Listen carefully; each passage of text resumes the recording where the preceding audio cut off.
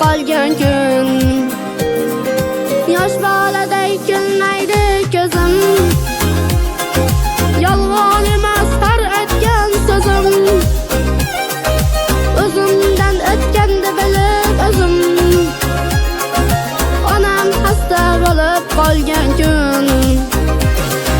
So'rayin Allohdan, so'rayin Allohdan, onalarga uzoq yosh bersin.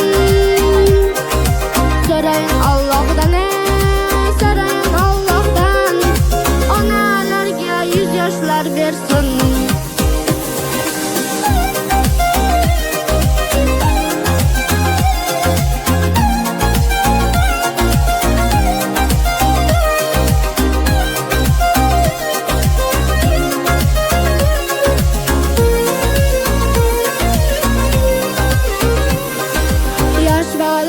Kulmaydi ko'zim,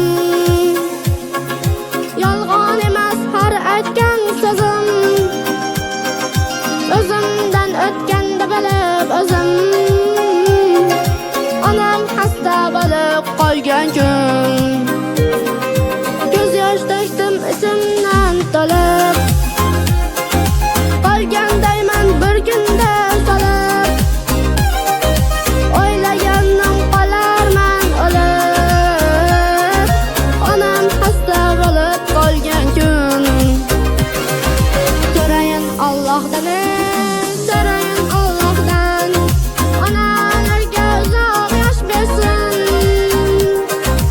So'rayin Allohdan, so'rayin Allohdan, onalarga 100 yoshlar bersin.